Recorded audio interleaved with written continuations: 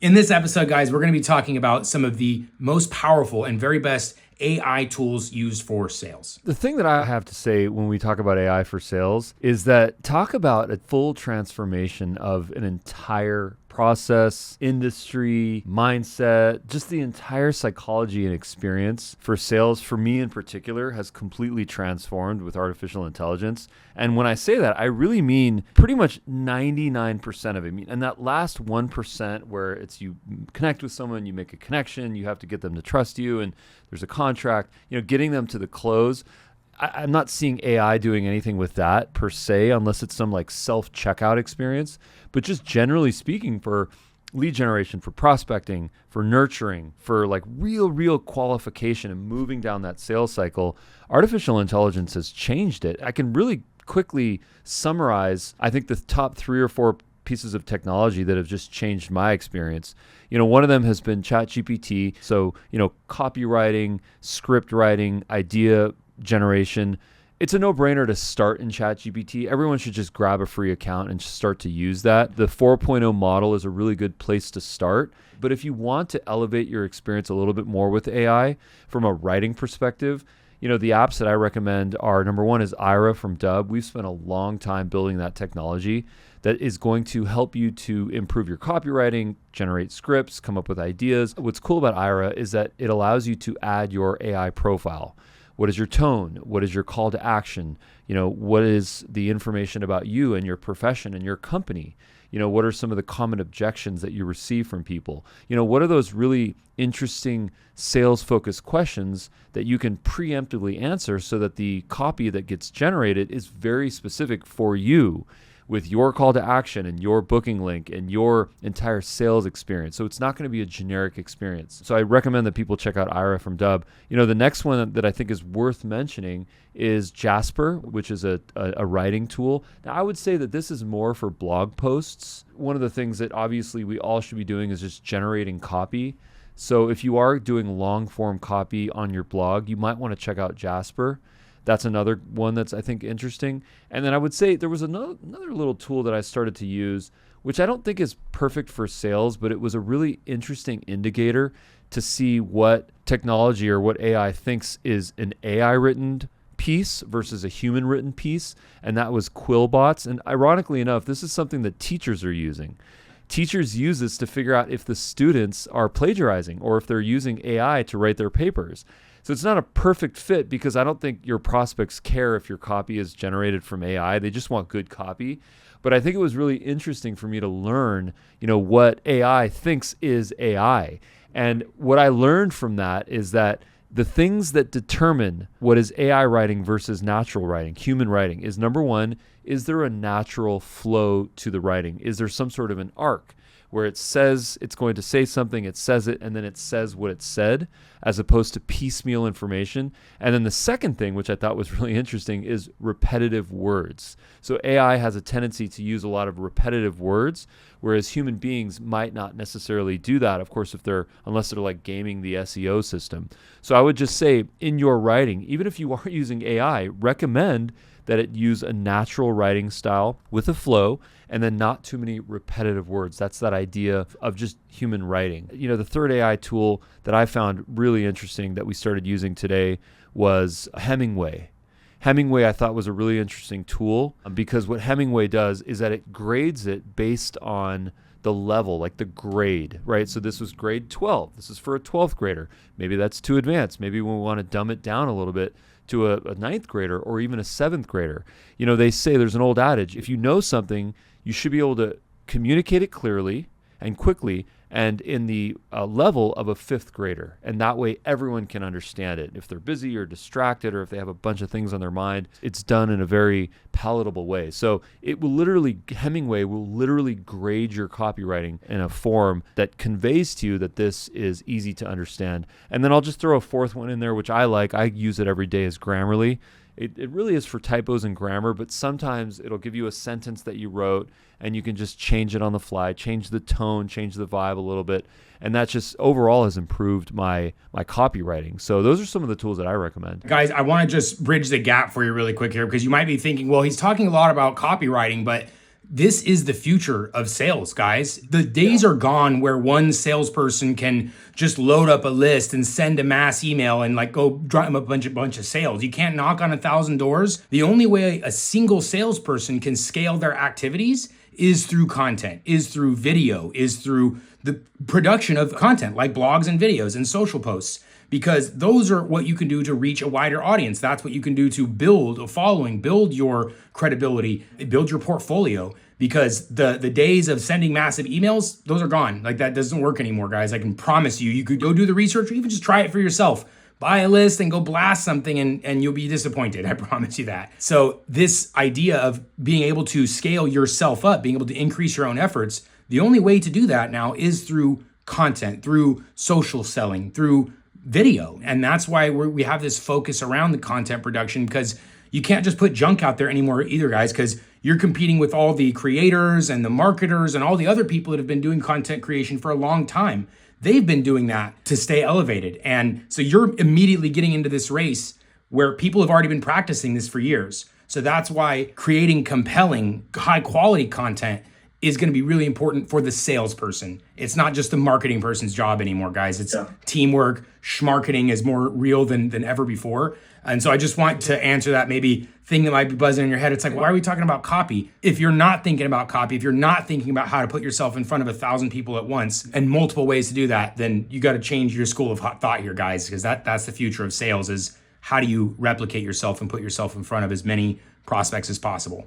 So I've got a funny joke. One time I was with someone and they received a message from a salesperson and there was a typo in their email. And they said this. They say, you know what? If this guy can't type without typos, what other mistakes is he making? And what other mistakes is he making at the company?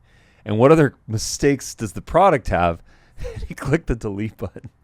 Salespeople have to be writers. When you think about, I'm going to throw, everyone like the letter C? Do you like the letter C? Yeah. You guys like the letter C? All right, we're going to do a little ABC today. So C's, okay? So concrete, copy equals concrete, which is the basis for most foundations, right? So within sales, it all begins with copy. So there's a bunch of C's that are going to relate to that. So I think with AI, the jump that people are trying to make with sales, that it's already doing this, is convenience. So as human beings, we all like convenience, right? We do. It's just part of who we are. And the convenience of being able to use AI in your writing, part of your sales cycle, makes it incredibly efficient to be able to be convenient. The other part of it is customizing. AI is completely customizable. Yeah. AI is this incredibly intelligent sales assistant sitting there waiting for you to educate it. And once it's become educated, then it can really customize on what you want the messaging to be for your niche, your audience, and that is incredibly tailored. So customization is a huge advantage to using AI. And the last C is what, if you're in sales? Closing. You got it. When I think about sales and I think about AI, I think about it's that like 90% of the sales process can be handled by AI now. And of course, human beings have to facilitate the process. That's really important. One of the things that we have seen, which I think is just, it's blowing me away, is this idea of now being able to use AI as your AI assistant. So I have been at the helm of a development company to build an AI product as an AI assistant to help sales professionals deploy their own sales GPT out as a customer-facing technology to their prospects. And I've learned so much on what AI can do to answer questions, to figure out what is this person up to? What is their situation? What's their goals? What are their objections? What would they like to accomplish? And what's so interesting about this perspective is that you never know what people are thinking about. When a person walks onto a showroom floor to buy a car, you don't know why they're there. They could be there for so many reasons. They could have seen a commercial. They could have some nostalgic memory of their dad driving a Land Rover, and that's why they want to get into one. They could want something, a feeling, something emotional. Whatever the case may be, as a sales professional, we need to be able to feel that, understand what this person's thinking, and then give them a really good response. And the problem that we have, I think, with untrained salespeople, it's that classic thing. It's like, I don't know the answer to that question, but I have a clipboard here, and I can capture your information, and then I can pass it off to someone, and they will do the job to go and, educate you and of course, sell you. And that's where a lot of the block happens. That's where a lot of the hand gets raised and it says, you know what, I'm not ready to give my contact information. So I think the way that AI changes this is that it's always providing value. It's never going to ask for your contact information. Value-based closing. Value-based closing, you know? And it's really important, I think, to think about the idea that you can't just ask for someone's contact information anymore. You can't just send someone to a page and say, fill out this form or fill out your information out on a clipboard. You got to give them a why. Yeah. You can't just say, give me. There's Right. got to be a reason they want to give. You know, it's a give-get. It's a give-get. And one of the pieces of technology, and really a framework that we've fully adopted and we've implemented into our technology called SIA, which is an AI assistant. It's called the lead framework, which is listen to the customer, educate them, ask if they have follow-up questions, and then drive the close or drive the call to action. Book a time in our calendar, fill out this form, you know, go put your credit card on a checkout page. This idea of the lead format, this lead framework, it's all rooted in value, and that is what customers want. And this is frankly why you see statistics like a 16x increase in a sale if the prospect can actually interact with an AI assistant. 16x increase. So just imagine if you're in sales that your prospect, the person that you want to get on a call, interacted with your, in this case, your SIA AI assistant, and now you have a 16x increase in a likelihood of close. Champagne. Sold. Closed. We covered a couple of complex concepts really sort of quickly. First, we talked about this idea of ChatGPT. You guys should be familiar with that right now. This reversal of it, where instead of you going to ChatGPT and asking questions, you can put ChatGPT in front of your leads and your customers when you're not available, and it can answer questions, book appointments, qualify people. It can do all of that, whatever your sales process is.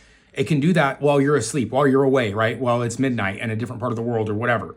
So that is it's a transition that we're presenting to you guys, this idea of ChatGPT, but it's now your sales assistant that faces your customers, sits in front of your leads, and it's your front line of defense and offense when you're not available, right? If you're there on the phone, great. If you're in person, belly to belly, excellent. But when you're not able to be there, when you're trying to be 100 places or 1,000 places at once, that's where this technology can now be leveraged. It's not like ChatGPT where it's sitting there waiting for people to ask it questions. It's going to sit on your assets that are in front of your leads, and it's going to drive the sale. It's going to drive the lead conversion, the capture, whatever, again, that you're after. That's what it's going to be doing instead of just saying, hey, what do you need? There's another shift that happened here, guys, where just salespeople in general, sales used to be a very like pressure, sort of like uncomfortable situation. And everybody's gotten, savvy to that, and nobody appreciates that anymore. Frankly, like, nobody wants to be hard sold to. Two companies are doing a really good job innovating in AI, Salesforce and Gong. Yeah. What are they up to? There's two players. One is the well-known space guy, Salesforce, right? They've been investing years into their technology where it's good at forecasting. You can look at your past deals to sort of help predict where your future deals are going to come from, or what activities within your account and your leads, their behaviors that are going to send buying signals that are like, hey, this person did something that a past person did that purchased. Maybe you should follow up with them. So using AI to analyze behaviors of your leads, clients, past clients, that is going to be more commonplace. We're going to be innovating that ourselves, some versions of that. It's going to become, AI lead scoring is another one that more CRMs are implementing as we speak. People are developing it. So lead scoring and pipeline predictability and things, it's going to be used more there. And then Gong has done a really cool thing where they will analyze our sales calls, our cold calls, our messages, and then tell us, well, here's why the person didn't book or why they didn't purchase, because you totally forgot these points. All of these, though, guys, are based on accurate data. It's all based on every AI. It's all based on how accurate, how the quality of the data in the things that we're using to train the models. So when it comes to these AIs like Gong, like Salesforce, like SIA, it all is dependent upon the quality of the training. Automation, AI, these are the keys of the future, guys. So now's the time. Dive in. One of the things that I really enjoyed doing was integrating artificial intelligence into our support system. And I realized that, the convergence of service and support and sales is real, and it's imminent, and it's the most current thing that's happening, I think, in the sales industry right now. Service, support, and sales are now one thing. People want support, and that support determines what is your sales efficacy? So historically, what we had on the Dubb website, if you go to dubb.com, you will notice a little chat bubble on the bottom right. And we use a company called Intercom for that. And what they recently launched was a technology called Fin. What Fin does really interesting is that you go and you train Fin as your support bot. And it will go then field questions for people that come to your website, and then it will answer those questions. And then it will always try to get them to click on this button, talk to a human. And then once they click talk to a human, then it goes and triggers a workflow, which allows us to capture their email and then follow up with them. I would definitely recommend that people look into converging support and sales and just getting artificial intelligence as customer facing as you can, because if you don't start now, you're not going to capture your learnings. You're not going to be able to iterate, improve it. We are learning every single day on how artificial intelligence is not only speaking with our prospects and our customers, but how our users as a software company, how our end users are leveraging our technology that they pay for called SIA to go and prospect and nurture and close their prospects. And then we learn from that. So we have two levels of learning, how it's selling our stuff and how it's selling their stuff, our customer stuff. So it's been a really great journey for us. Come into one of our live trainings, dubb.com/chi. I'm in there a couple days a week with Ina from our team. Darius is in there 3 days a week, and Ruben pops in when he can. And it's all about learning this stuff because it's created, all this tech is created to make your job easier and more efficient. We'll come hold your hand. That's literally, we'll come hold your hand. That's exactly what we do in those sessions every single day. Yeah, and leave a comment below. Like, get a conversation started. Ask us a question, man. We'll take care of it. Yeah, let's go. Yeah, thanks for watching this video. Like this video and subscribe to this channel if you want more content like this. And leave a comment. We'd love to know what you want us to talk about next time. Thanks, guys. See you at the next one. Peace. Hey, guys.